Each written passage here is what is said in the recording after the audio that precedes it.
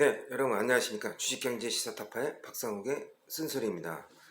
예, 요번 주 국내 증시는 연기금이 순매수액을 늘리는 모양새에 러시아가 모건스탠리 지수 퇴출로 한국 지수는 미국과 상관없이 외국인 수급 기대 모멘텀과 경제 선행지수 바닥 정점 신호와 수출 증가로 전환된 이제 계기가 됐다.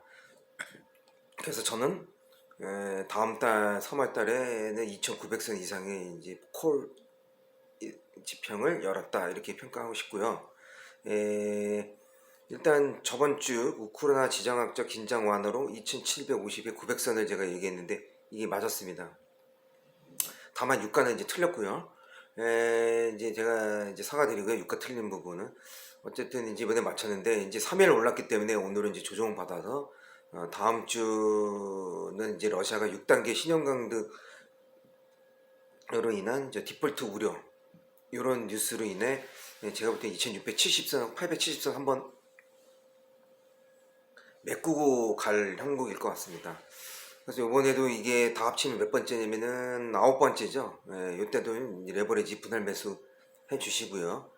유가는 이제 100달러 정도로 보고 있고요. 물론 뱅크 오브 아메리카는 200달러까지 간다고 했는데 저는 전쟁이 일어나면 그렇게 가지 더 크지 확장되지 않고서는 200달러까지 가지 않을 거라고 봅니다. 참고로 산업재법을 2007년도에 80달러 약달러에 140달러의 유가에 원자재 지수가 그때 450이었던 걸로 알고 있거든요. 지금 원자재 지수가 350쯤 되니까 근데 그때는 수요로 인한 촉발이었는데 지금은 이게 공급하고 병목 현상 그다음에 우크라이나 사태로 인한 거기 때문에 저는 이게 앞으로 이렇게 오르지는 못할 겁니다. 8년 동안은요. 앞으로 2030년에 이제 올 형국으로 이제 보시면 됩니다. 이제 앞으로는 계속 떨어져가지고 7년 동안은 이제 100달러 넘고 원자재 지수가 다시 350이 넘는 상황은 안 올 겁니다. 근데 어쨌든 요번에 이제 미국이 2분기 정도 지금 경기 둔화와 이제 인플레로 인해서 이제 스태그플레이션이 아마도 3월, 4월에 잦아들지 않으면 또 한 번 얘기거리가 논란이 될 것입니다. 뭐 어쨌든 3월 FOMC 3월 15일에 저는 25p 금리 인상으로 보고 있고요. 총 2년 동안 2% 정도 올릴 걸로 저는 보겠습니다. 네, 2%면은 8번이죠, 총. 그렇게 저는 개인적으로 예상하겠습니다. 그 다음에 지금 이번 주는 리오프닝 금융주에서 이제 에너지주, 방산주, 원전, 그 다음에 2차전지, 신재생 섹터로 순환매가 빨리 움직이고 있다. 이렇게 그리고 일부 종목 장세로 가고 있다. 이렇게 보시면 되겠고요.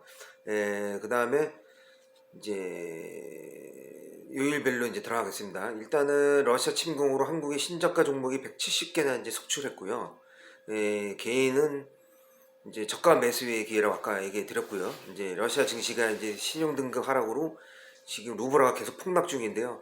일단 러시아 국민들은 하이퍼 인플레이션을 걱정할 처지기 때문에 빨리 식료품이나 일부 현금을 은행에서 이제 빼서 이제 갖고 있는 게 나을 듯 싶습니다. 그리고 이제 부자들은 이제 금 쪽으로 ETF 자금을 빼서 금으로 빨리 옮겨가는 자세를 보여야 이제 아마 향후 충격이 덜할 거로 보고 있고요. 그 다음에 유럽은 이제 천연가스가 가격이 계속 오르니까 이제 제가 볼 때는 LNG선 발주하면서 미국의 가스를 쓰니 차라리 카타르에 노스필드 지역이 있거든요. 그쪽에서 남유럽으로 가는 쪽으로 라인을 공급하지 않겠냐 저는 이렇게 보고 있습니다. 그 다음에 코로나 장기화로 대표적 비대면 서비스인 드론 배송이 요새 이제 늘어나고 있습니다. 그래서 지금 여러 나라가 테스트 중에 있는데 이제 대표적으로 아일랜드가 지금 거의 완료 단계에 있어서 상용화가 임박했다고 합니다. 그래서 뭐 이제 택배도 이제 음식료서부터 해가지고 이제 확대가 될 예정인데요. 우리나라도 이제 지금 오토바이 소음으로 시끄러우니까 저도 이제 조금씩 드론 활성화가 바람이 우리나라도 불지 않겠나 이렇게 보고 있습니다. 그 다음에 유럽은 1월 물가지수가 5% 나와서 역시 30년 만에 최고치 인플레 기록을 했고 이제 반도체 TMC사가 3나노 핀팻 방식을 공정 수율 문제로 연기를 했습니다. 삼성전자는 G 방식으로 6월 예정대로 양산하기로 했는데요. 퀄컴이 3나노 요 AP 칩 이쪽을 설계를 다 TM사로 넘겼어요. 모르겠습니다. 삼성전자 공급 수율을 그 공정 수율 쪽 문제를 아마 좀 야기해가지고 그쪽으로 이제 옮겨갔나 본데요. 뭐 어쨌든 6월 예정대로 삼성전자가 GE 방식으로 만약에 3나노 양산한다면 저는 이게 세계 최초 아마 방송이라서 사건이라서 아마 전 세계 전역으로 방송이 아마 퍼질 거로 저는 보고 있습니다. 한번 보십시다.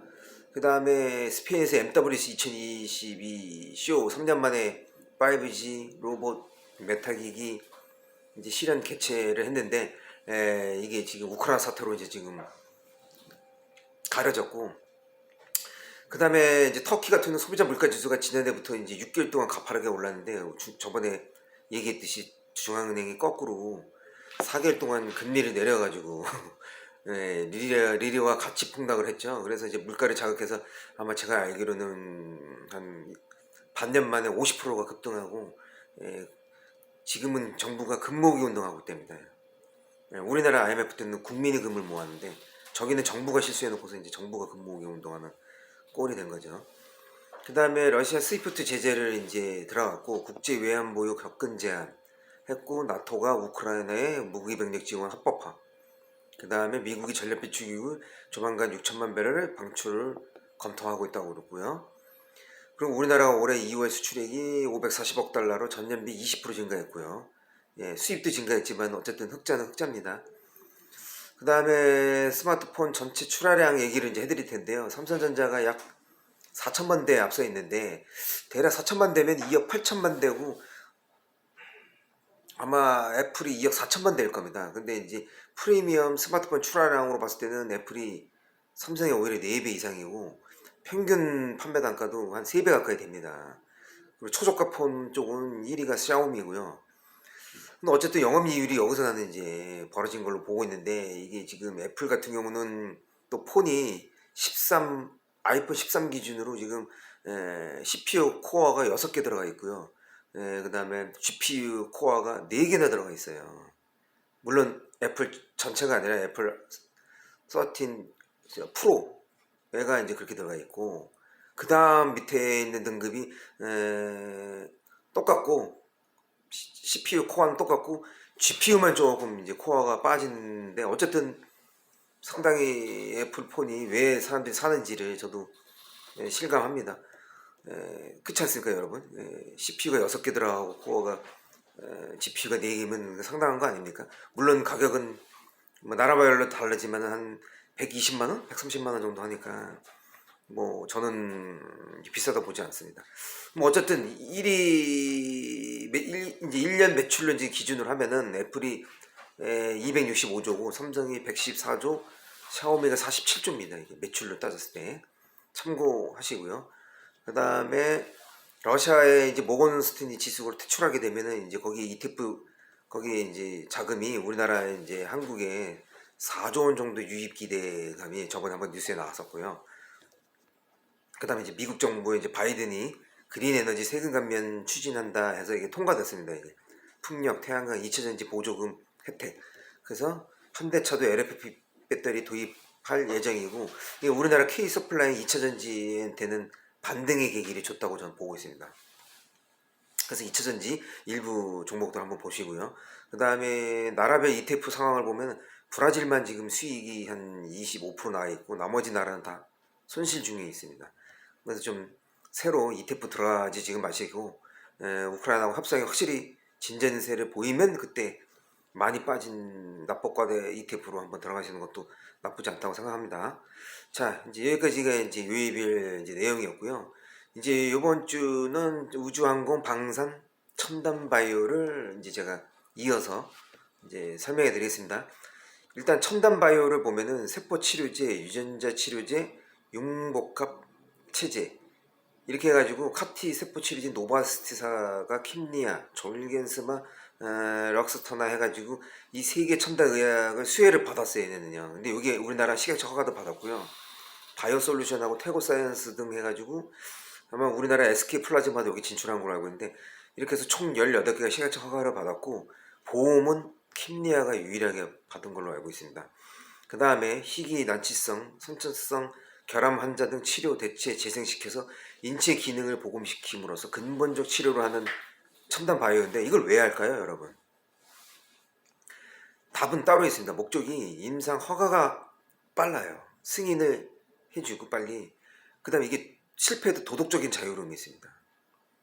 왜? 희귀 난치성을 하다 보니까 이게 이런 특권을 쥐어줍니다. 그래서 이게 좀 다른 바이오 그 식약처 기준보다 이게 얘네가 좀 낮습니다. 낮고 편안하고 어느 정도 수준만 높으면은 통과시켜줍니다. 그래서 예를 들어서 액상 객관적 반응률이 40%는 넘어야 되는데 뭐 20%만 돼도 뭐 통과될 수도 있는 뭐 예를 들어서 그런 여지가 있는 이 희귀 난치성에는 아마도 좀 이렇게 이 식약처가 좀 관대하다 이렇게 보시면 됩니다. 그래서 그걸 이용해서 그 경험을 축적시켜서 수면 연장 연계 프로그램하고 미래 고부가치로 확대를 시킬 수 있기 때문에 그래서 하는 겁니다. 이게 몇백 명의 특정 환자를 위해서 한다고 생각해 보십시오. 그 투자 비용을 뽑을 수 있겠습니까, 여러분 같으면? 저는 아니라고 봅니다. 그래서 아까 말한 임상 허가 승인 빠르고 도덕적 자유로움, 그 다음에 기술 축적을 해서 수명 연장과 다른 첨단 바이오하고 엮일 수가 있다는 거. 그것 때문에 하는 겁니다. 자, 그 다음 이제 방사능 넘어가서 방사능 이때까지 국방 예산에 따라서 군수 사업이 좌지우지 되는 거였어요. 근데 여기 이제 최근에 국방 RDA를 투자함으로써 경제 산업 발전을 통계를 봤더니 보통 국방 RD 예산에 투자한 게 최근 10년간 10배의 경제 성장을 이루었어요. 즉 국방비는 인건비가 쪽으로 쓰면은 낭비인 게 맞지만은 이런 RD 연구개발 쪽으로 쓰면은 성장을 할 수 있다는 가능성을 보여준 거죠. 그 다음에 이게 우주항공 신사업하고 민수 병영 확대가 되어서 오히려 폭발적으로 지금 방산산업이 증가하고 있어요. 여러분 옛날의 방산산업이 아니에요. 그래서 이게 위성 항법이나 발사체, 무인드론 요 사업하고 다시 연계가 돼요. 이게 뭐죠, 여러분? 내가 예전에 얘기했는데 4차 산업. 그쵸? 그 미래 산업 10개 중에 들어가는 산업이잖아요. 이게 같이 시너지 효과가 나는 거예요. 여기서 방산 산업이 그래서 요새 떠오르는 또 트렌드주로 지금 하나 이제 합류했다 이렇게 보시면 되고요. 이게 또 이게 경제로 보면 대기업하고 중소기업에서 우리나라 함량업체까지 550개 이상의 5만 개 일자리를 지금 창출했어요. 이거 찾아보십시오, 여러분. 이런 일자리 창출 효과도 있어요. 그 다음에 이게 성장 동력이 있어가지고 결국 종국에는 인공지능 로봇 항공 산업도 아마 같이 기술 혁명이 일어날 걸로 저는 크게 변화할 거라 이렇게 예상을 개인적으로 해봅니다. 그 다음에 이제 이게 우리가 이제 좀 미국 스페이스X 등장으로 해서 블루 오리진, 버진 갤럭틱으로 우주 개발 주체가 민간으로 완전히 바뀌었지 않습니까? 그래서 지금 우주 개발 투자가 가속화되고 있어서 우주 여행하고 물론 통신 서비스, 지구 관측, 자원 개발, 태양광 발전, 우주도 태양광 발전이 있습니다. 이렇게 해서 향후 제가 볼 때는 20년 안에 한 1.5경 시장으로 아마 커질 겁니다. 물론 지금은 위성 서비스가 지금 인터넷에서 지금 대략 시장에서 2% 차지하나? 근데 이게 향후 이제 20%로 이제 늘어날 걸로 예상하고 있습니다. 그래서 지구 궤도 내에 총 운영 인공위성 수가 4,000개가 넘었고 지금 군사용 저궤도 위성 필요성도 커지면서 아마 통신 위성 쪽이 조금 성장이 좀 더 기대가 돼요. 그래서 제가 이제 계산을 해보니까 세계 전체 인터넷 보급률이 지금 현재 60%거든요. 그 중에서 전체 80%가 5G가 될 걸로 이제 예상을 하시면 되고 20%가 저궤도 위성이 아마 될 겁니다. 대표 중에 스타링크 들어보셨죠? 일론 머스크, 원넷, 손정희, 쿠리퍼의 제프 베조스. 그래서 이 사람들이 왜 이걸 하느냐? 왜냐면 추후에 또 자율주행차하고 선박하고 이 도심항공하고 모빌리티들이 다 주변 네트워크하고 통신을 해야 되거든요. 그럼 어떻게 되겠습니까? 대규모 엄청난 테라로 통신을 해야 되는 거를 소화시키기 때문에 그래서 위성 인터넷 사업, 통신 소프트웨어 사업, 우주여행 패키지 사업을 하는 거예요. 얘네들 이 세 가지 사업을 판매 목적으로 하는 거예요. 그럼 제가 한번 정리해 볼게요. 아까 뭐라고 그랬죠? 첨단 바이오는 임상 허가 승인이 자유롭다. 도덕적 자유로움이 있다. 그 경험을 축적시켜서 수명 연장 프로그램하고 연결시켜서 고가치 창출할 수 있는 것 때문에 그런 거고. 그 다음에 방산 이쪽은 우주항공은 인공지능하고 로봇, 발사체, 무인 드론하고 4차 혁명을 더 시너지 효과를 낼 수 있기 때문에 한다고 그랬죠. 그 다음에 요거는 5G 쪽은 위성 인터넷 송신 소프트웨어 우주 여행 패키지 이런 쪽으로 해가지고 이제 앞으로 이 일론 머스크나 손정이나 제프 베조스 이 억만장자들이 더 투자 확대해가지고 향후에는 이제 우주 여행 이제 토탈 솔루션 상품도 나올 겁니다. 아마. 그래서 이제 이렇게 가신다고 보시면 됩니다. 일단은 여기까지 이번 주의 내용이었습니다. 자, 주식경제 시사타파 박상욱의 쓴소리였습니다.